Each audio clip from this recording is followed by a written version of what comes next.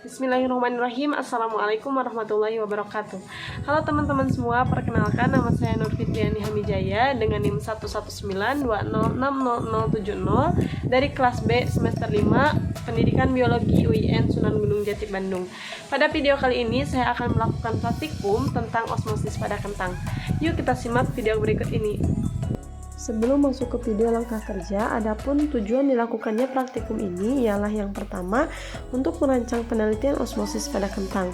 Yang kedua, mengobservasi rata-rata mean atau kuantitatif perubahan ukuran kentang yang mentah dan matang dalam berbagai variabel perlakuan konsentrasi larutan sukrosa. Yang ketiga, mengobservasi kondisi kentang secara kualitatif pada saat dimasukkan pada konsentrasi larutan sukrosa. Yang keempat, menganalisis perubahan kentang baik secara kuantitatif maupun secara kualitatif. Yang kelima, menyimpulkan perubahan kentang baik secara kuantitatif maupun secara kualitatif. Yang keenam, mengevaluasi hasil penelitian. Dan yang ketujuh, membuat laporan dalam bentuk template artikel jurnal Bioeduin. Variabel kontrol yang digunakan dalam praktikum ini ialah kentang. Untuk variabel bebasnya yaitu perbedaan konsentrasi larutan yang digunakan, sedangkan variabel terikatnya adalah perubahan ukuran dan volume pada kentang. Sebelum melakukan praktikum, kita harus terlebih dahulu mengetahui apa itu osmosis. Osmosis adalah proses perpindahan air dari zat yang berkonsentrasi rendah atau hipotonis ke larutan yang berkonsentrasi tinggi atau hipertonis. Proses ini dilakukan melalui membran selektif permeabel dari bagian yang lebih encer ke bagian yang lebih pekat. Adapun dua faktor penting yang mempengaruhi osmosis yaitu yang pertama, kadar air dan materi terlarut yang ada di dalam sel. Yang kedua, kadar air dan materi terlarut yang ada di luar sel. Bahan yang digunakan dalam praktikum ini ialah air, kentang, dan juga gula. Sedangkan alat yang digunakannya yaitu ada talenan, sendok, pisau, gelas ukur, gelas plastik beserta labelnya, tisu, dan juga penggaris. Langkah yang pertama, kita kupas terlebih dahulu kentang yang akan digunakan.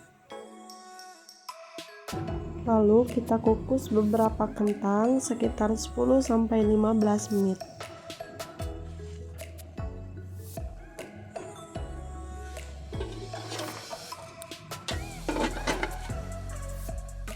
Selagi menunggu kentang dikukus, kita siapkan wadah sebanyak 8, kemudian beri label 4 untuk kentang yang sudah dikukus dan 4 untuk kentang yang masih mentah.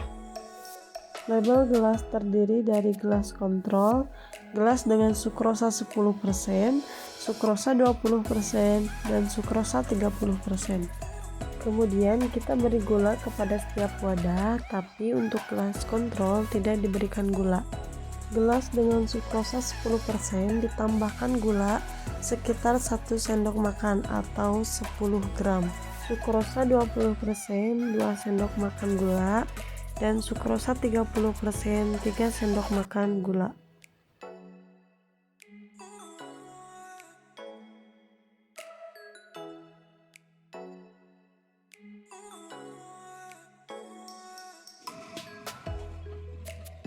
Selanjutnya kita tuangkan air pada semua wadah dengan banyak air masing-masing 100 ml.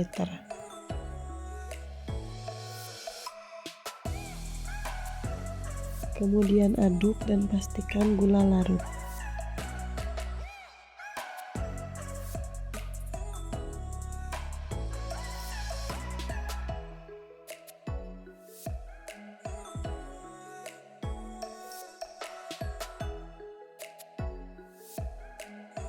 Selanjutnya kita potong kentang yang sudah dikukus dan kentang yang masih mentah dengan ukuran yang sama. Dengan jumlah 12 potong kentang rebus dan 12 potong kentang mentah. Kemudian ukur mean atau rata-rata volume awal pada kentang dengan mengukur panjang, lebar, dan tinggi. Kemudian catat.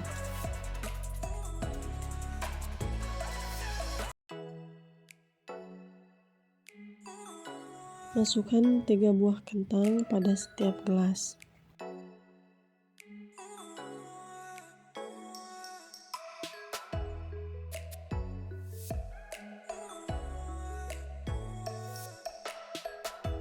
Berikutnya, amati dan catat kondisi kentang pada saat awal dimasukkan ke dalam larutan, setelah 30 menit direndam, dan setelah 60 menit direndam atau sesaat sebelum diangkat. Setelah 60 menit direndam dalam larutan, kemudian angkat semua kentang lalu keringkan dengan menggunakan tisu. Kemudian ukur ramean atau rata-rata volume akhir dari setiap kentang pada masing-masing gelas, kemudian catat. Berikut ini adalah tabel hasil pengamatan. Untuk yang pertama adalah tabel kuantitatif pada kentang mentah dan yang kedua tabel kuantitatif pada kentang kukus. Berdasarkan hasil pengamatan dapat diketahui bahwa terdapat beberapa perubahan pada kentang baik volume, warna, dan juga tekstur. Kentang yang dimasukkan ke dalam larutan sukrosa akan mengalami plasmolisis, yaitu mengalami penurunan tekanan turgor yang mengakibatkan kentang menjadi lebih lembek. Sedangkan pada larutan air biasa, tekstur kentang menjadi keras.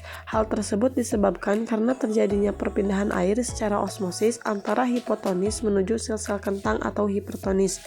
Masuknya air pada kentang membuat sel-sel kentang bertambah atau dalam keadaan turgid, sehingga menyebabkan kentang menjadi lebih keras dan beratnya bertambah.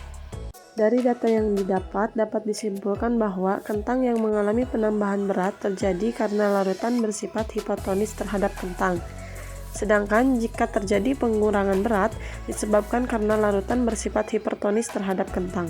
Jadi, keras dan lunaknya kentang bergantung pada konsentrasi larutan. Semakin hipertonis larutannya, maka semakin lembek tekstur kentangnya dan semakin banyak kekurangan beratnya. Cukup sekian video praktikum yang dapat saya sampaikan. Kurang dan lebihnya mohon maaf. Wabillahi taufiq wal hidayah. Wassalamualaikum warahmatullahi wabarakatuh.